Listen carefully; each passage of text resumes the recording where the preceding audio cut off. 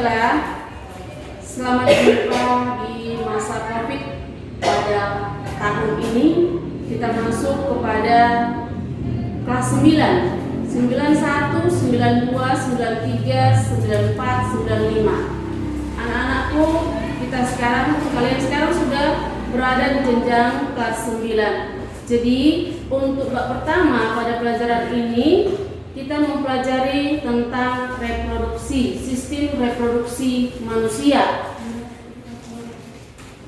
Sebelum kita mempelajarinya, kalian harus bisa melihat apa tujuan daripada kita mempelajari sistem reproduksi manusia tersebut. Adapun tujuan pembelajarannya menuntun peserta didik untuk mengamati, membaca permasalahan, menganalisis dan menuliskan, menyelesaikan dan mempresentasikan hasilnya di depan kelas tentang sistem reproduksi pada manusia dengan penuh rasa ingin tahu, disiplin, percaya diri selama proses pembelajaran dan bekerja sama dalam kelompok. Namun hal ini tidak bisa kita buat untuk mempresentasikan, maka anak didik kami, siswa kami semua, silahkanlah belajar di rumah di masa COVID ini. Tapi untuk melihat itu, kalian bisa melihat ibu melalui video pembelajaran ini. Kita masuki pada sistem reproduksi pertama ya. Jadi semua organisme hidup itu yang terbatas karena untuk mempertahankan kelangsungan hidupnya. Tujuannya mengenai reproduksi ini adalah mempertahankan kelangsungan hidup yang diperlukan sebagai generasi penerus.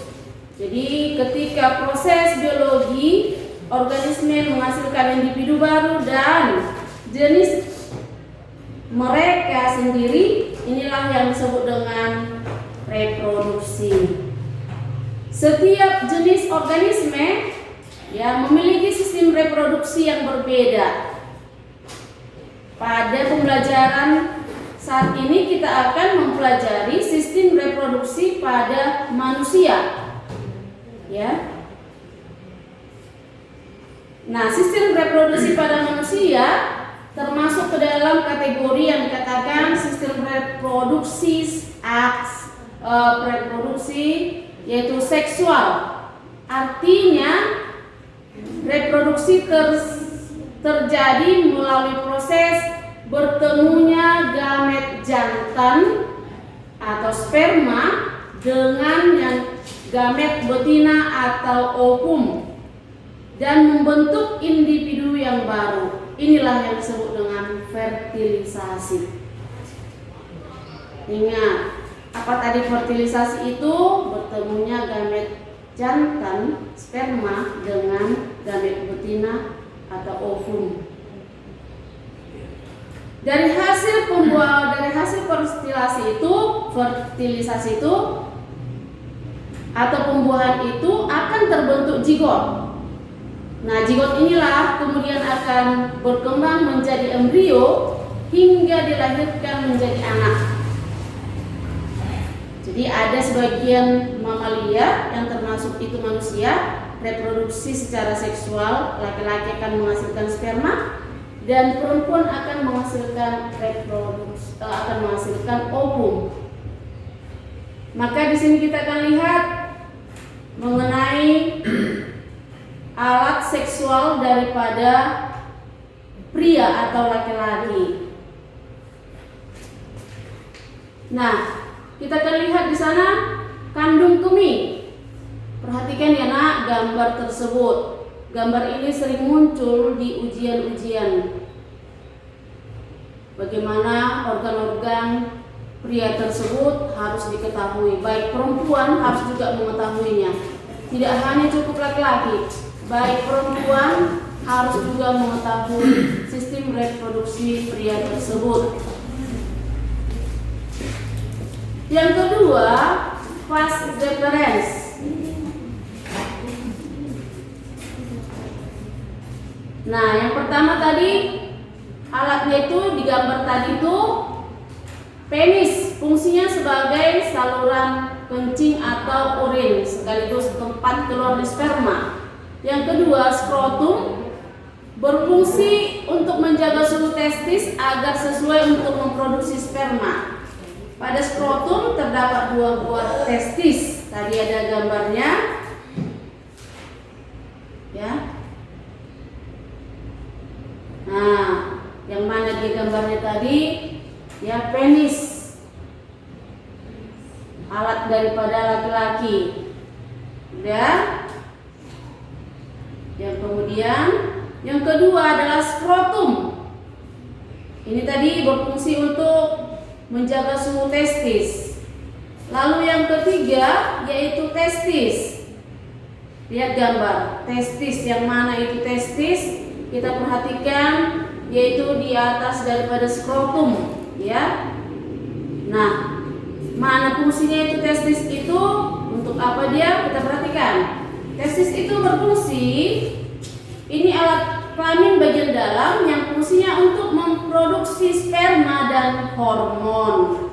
Yang keempat kita lihat epididymis. Epididymis. Perhatikan di sana epididymis. Di atas daripada testis, ya. Nah, epididymis ini saluran keluar dari testis. Fungsinya sebagai tempat penyimpan sperma sementara. Lalu kita lihat lagi yang 5, saluran uretra. Saluran uretra. Nah, di bawah dari penis itu ada saluran uretra. Fungsinya ini terdapat dalam penis, merupakan akhir dari saluran reproduksi. Perannya sebagai saluran keluarnya sperma atau urin. Kita lihat vesikula. Nah, vesikula ada di sana, vesikula seminalis, ya. Fungsinya, perhatikan. Kelenjar yang menghasilkan zat yang bersihkan basa alkali, fruktosa atau gula monosakarida, hormon prostaglandin, dan protein pembekuan. Lalu yang ketujuh, perhatikan kelenjar prostat. Kelenjar prostat ada di sana, perhatikan. Nah, lihat gambarnya. Fungsinya sebagai terletak di bawah kandung kemih, fungsinya menghasilkan cairan yang berisi sifat asam.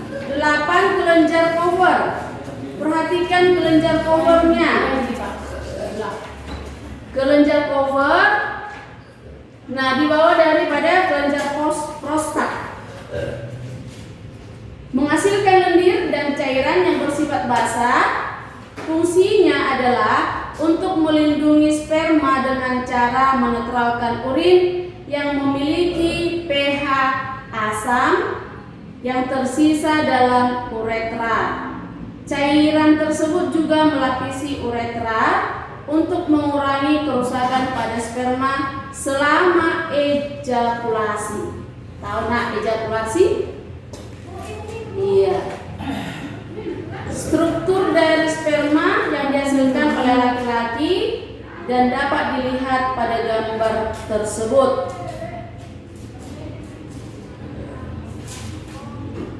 Nah, sekarang kita akan memperhatikan bagaimana struktur daripada sperma. Tadi dibilang sperma. Jadi kita harus tahu bagaimana bentuk daripada sperma laki-laki tersebut. Yaitu ada bagiannya, 3 bagiannya. 1 ada kepalanya. Kepala, bagian tengah, ya. Kemudian bagian ekor, bagian ujung. Nah, yang pertama itu ada di sana krosom.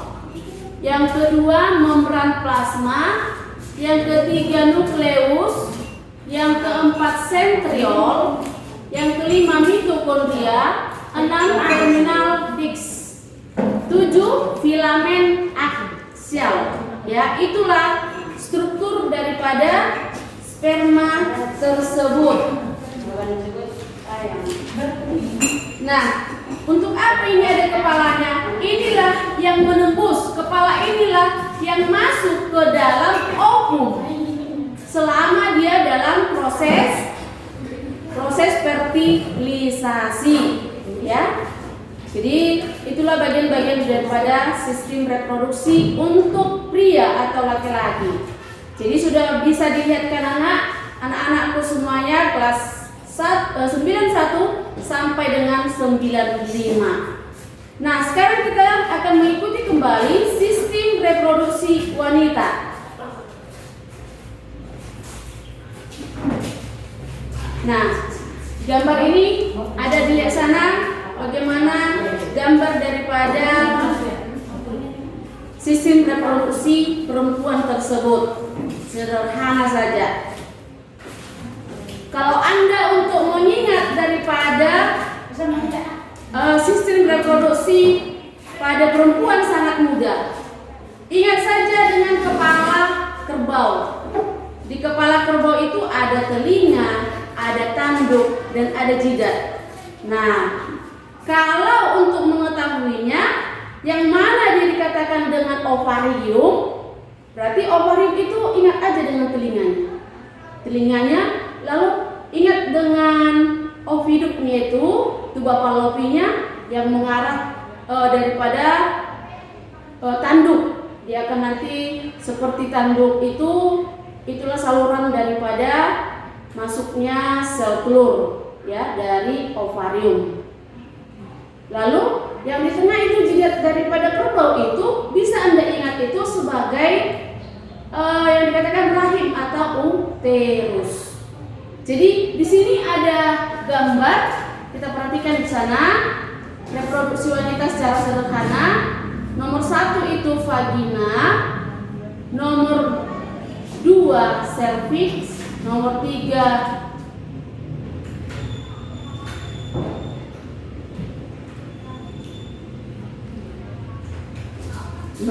tadi saluran telur atau tuba fallopi atau oviduk. Lalu yang keempat indung telur, yang kelima rahim, yang keenam sel telur. Ya, sampai 6 saja ya alat-alatnya. Mari kita lihat satu persatu fungsinya. Nomor 1, vagina, saluran yang menghubungkan lingkungan luar dengan rahim, sekaligus tempat mengalirnya darah menstruasi dan saluran keluarnya bayi. Itulah vagina. Yang kedua, cervix atau yang dikatakan dengan bagian bawah atau leher rahim. Ini bawahnya menyempit dan membuka ke arah vagina. 4. Saluran telur atau tuba fallopi atau oviduk. Terdapat sepasang. Jadi di tiap kiri dengan kanan terdapat di setiap pasang tiap tubuh perempuan, yaitu di kiri dan kanan. Oviduk memanjang ke arah samping dari uterus. Fungsinya membawa sel telur dari infundibulum ke rahim.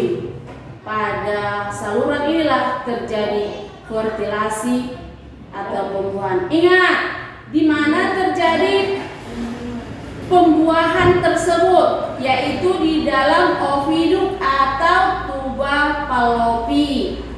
Ini sering keluar ujiannya, nak. Tolong diperhatikan. 4.